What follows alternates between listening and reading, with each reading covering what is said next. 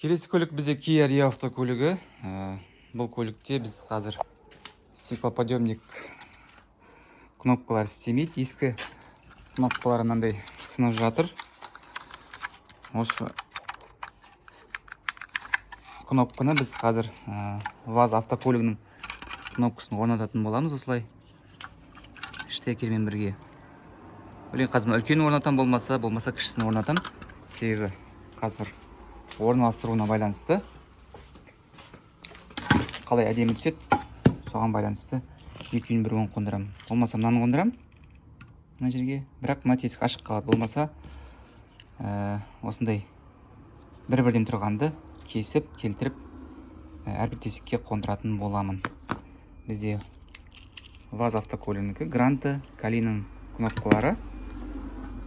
Общий кнопка және жеке кнопка. Ал мында бізде былай қарасақ, мындай штекер. Осы штекердің переделка жасап, мына штекерді кеспеймін. Екі провод шығарып қойған өздері, терезені түсіріп жаңа көтеруге. Сондықтан қазір осы жұмысты істейтін боламыз. Мінекей осылай қазір кесіп, артық жерін кесіп, келтіріп жатырмын. Мына жер енді мындай болып қалды. Қазір оны кейін краскілеп жібереміз. Мына жерінде кесіп тастадым. Қазір орнына келіп тұр. Осылай кесіп келтіріп қойдым. Қазір енді мына бөлікті краскілеп жіберем. Қалай жалпы? Бола ма, болмай ма? Бағасын комментарияға жазып жіберерсіздер.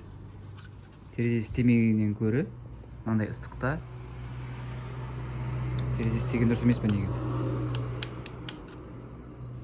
Енді кезекте бізде тоқ жағын қосу керек болады. Ол үшін біздер бірінші моторчикке кететін тоқты тауып алуымыз керек. Біздің жағдайда екі шығып тұрған сымымыз моторчикке кетеді. Болмаса обшивканы шешіп, моторчикке қандай проводтар кетіп жатқанын мына жерден біліп алуға болады. Бізде екі сымымыз, ол біздің мінекей көк қызыл және көк сары моторчикке кетеді.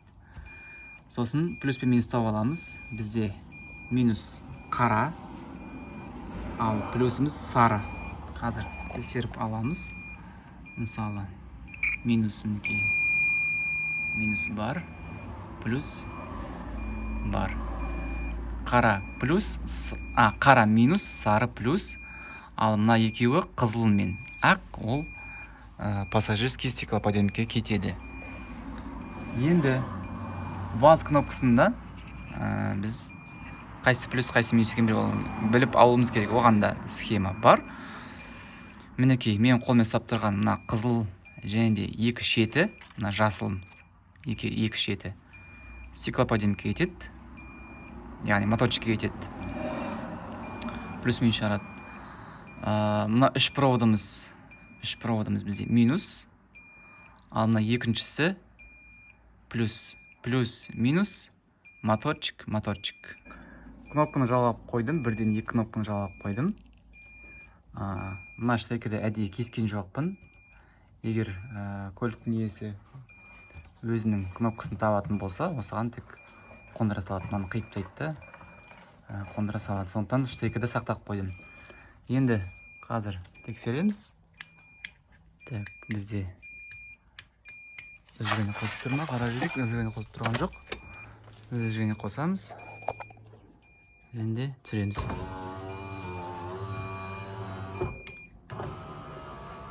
Көтереміз. Мына жақ бітті.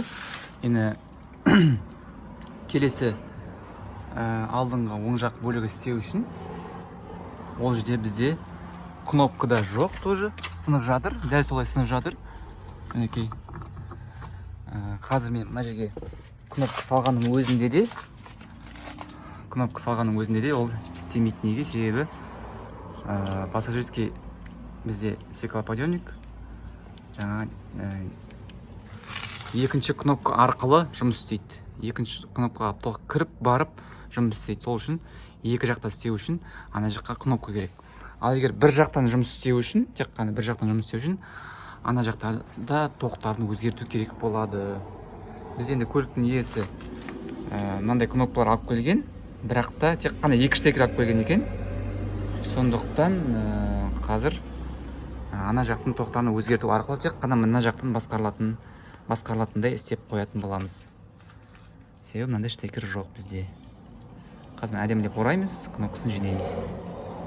Сосын ана жақтың тоғын өзгертеміз. Енді оң жақ бөлігін жалғаймыз. Мана айттым, бізде штекер болған жоқ. Штекер алдым. Штекер алып мына жаққа кнопка қондырған кезде біздің новый кнопкамыз жасамайтын болып шықты. Егер мына кнопка жасамаса, мына жақтағы кнопка жасамаса, ана жақтан, водительский жақтан басқарылмайсыз. Ол үшін жақтан тоқты өзгерту керек. Болмаса кнопка істеп тұру керек. Енді қазір қандай вариант? Бізде штекер бар, бірақ кнопка жоқ. Мана кнопка болды, штекер болған жоқ, бірақ ол кнопкамыз істемейтін болды. Сондықтан көп басты ауыртпай, мына жаққа кнопка қондырмаймын. Тек тоқтарын өзгертіп, ана жақтан басқаратын етіп істеп қоямын. Себебі бізде жақын жерде магазин жоқ. Қазір көліктің иесіне айтсам, ол тағы да ұзақ жүреді. Сондықтан осындай вариантпен тез істеп қоямын. Енді қарайық, бізде мана кнопкадан моторчикке шығатын ақ және қызыл 2 сымымызды мана жақтан 2 сымға жалғаймыз. Бізде ол жасыл және көк. Қазір қиып мана тексеріп қарап атқаным. Сарыға жалғамаймыз, сары бізде ол плюс болды. Сонда бізде барлығы сәйкес келіп тұр. 2 кнопкадан келеді плюс-минус.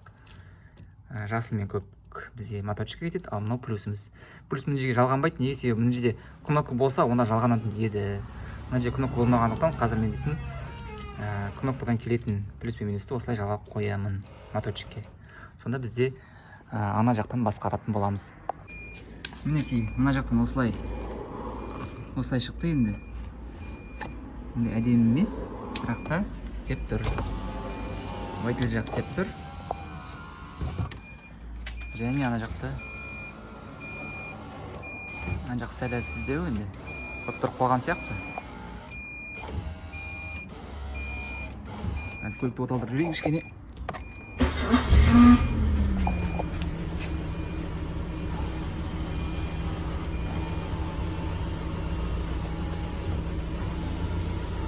Ана жақты сәл кішкене майлап жүру керек екен.